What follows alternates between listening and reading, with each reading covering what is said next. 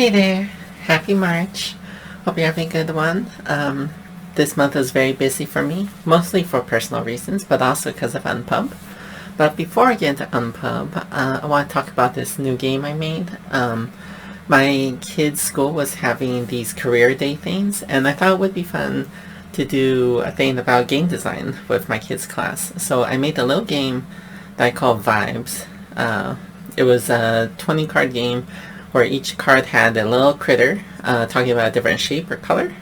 And you had to find somebody else that had a matching shape or color and announce that you vibe with them. And if there's an odd number of kids, there was a rainbow card where you vibe on your own and you just help others find people to vibe with.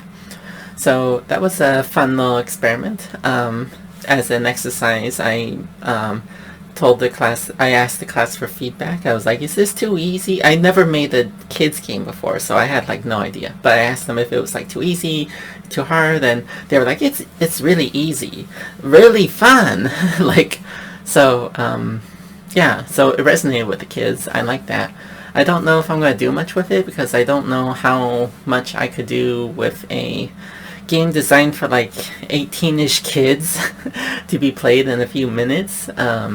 Maybe it's like a mechanic I might work into like another party game or something. I don't know, but but yeah, I actually did get good feedback. The kids didn't go into pairs; they formed groups with like the same color or the same shape. So I'll just change the rules into that and get rid of the rainbow card because kids are fighting over that rainbow card. It was very popular.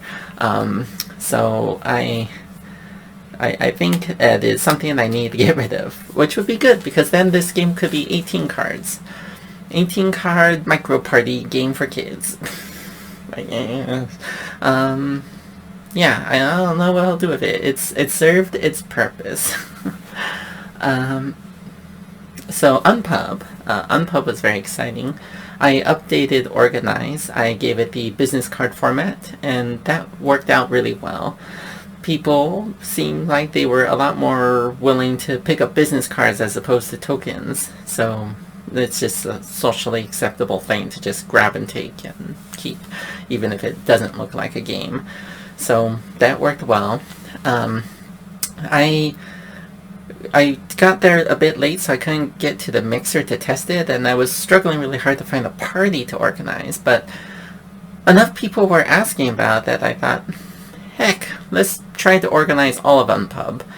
So I set it up in a prominent location, and I just tried to see how many people would participate, and you know, a good number of people participated. Some people came up to me trying to organize, and I'd fire them on the spot, which was fun for me. In the end, I did get a few notes. One is that more than anything, people skim these cards a lot more than they do normal, like my other rule books, where people still skim, but this is like way another league. So I need to like really implement some like poster art, like design, like logic. Just make the important text like big, like huge, big text, okay? And then maybe smaller text, because like all of it is like 12 point. Like maybe I'll make the nuance in smaller text for the people who are like, wait, but what are the rules? You know what I mean? So that's one thing. Second thing is I need to make it so that there's more of an onboarding process when you turn somebody into a boss, because sometimes I made somebody a boss and they're like, I don't want to be a boss, which is one issue, and the other issue is that like you're not supposed to be able to abandon your role so you could organize. So what they were doing is going like, here, you're a boss now, and then like run away so they could organize. But so that's one thing. And then the last thing was that so a group did organize. Near the end of the convention, there was like a small little table where we were eating like food, like the last meal of UNPUB, and two organizers managed to make up more than a third of that table. It seemed like rules as written, they did successfully organize, but it feel a little against the spirit of the game. This does seem like a likely scenario where people would organize when the party is dying down and there's just a few people left who could just win by sheer statistic manipulation, you know? So I think what I'm going to do is make it so there's a minimum like required number of people to organize. I think I may have said that before, but I forgot to do it, so yeah. I also tested a lot of bread. It's a little rough, a little patchy. I'm starting to think that the full-size reference card was actually really important, because I think play was a little bit smoother before. There was like two big friction points: the setup and like just like the initial run through of the rules. And I think the original reference card was better for that. And I also think it would be better to have a bigger setup card. But also, aesthetically, it's just nicer to have a big postcard, because the tiny ones worked, but like tiny postcards not so much fun. If they're like big postcards, big, like I think that would just be aesthetically better. Plus now I've commissioned an artist to work on art front postcards, so I'm quite looking forward to that. It would be nice to have that on a bigger card.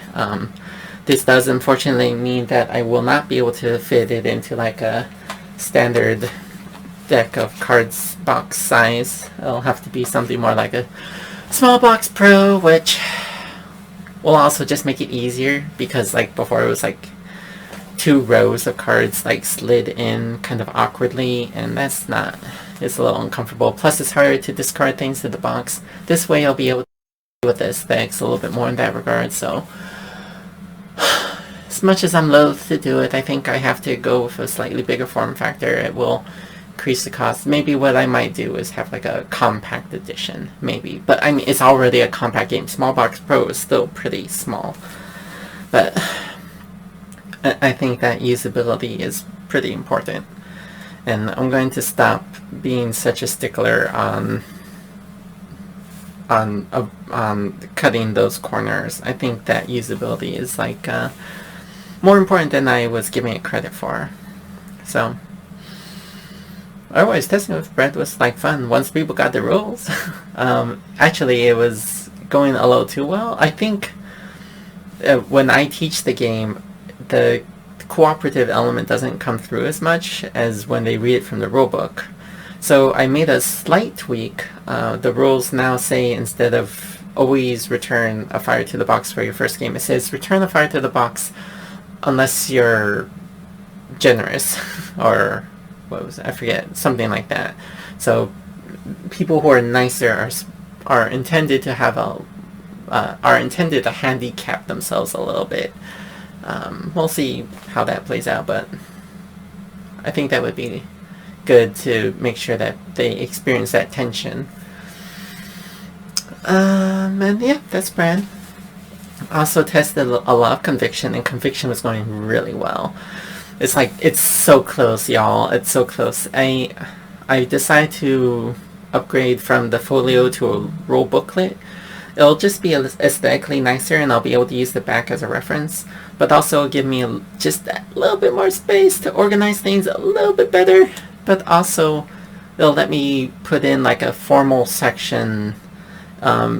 It's become more and more clear to me that for the role-playing element to really sing, it really needs to have something like a session 0, like Jinku recommended to me, like to have like a section that sort of onboards people into experience. In the beginning of the game, when you reveal 3 cards, that's like a perfect opportunity for it, because that is where, like, mechanically, like you're being told there's a power imbalance and what shape it is. So the game kind of directs you to, it gives you some like questions, poses some questions to you. They're optional, but they're intended to sort of set the scene of your game based on those 3 cards revealed. So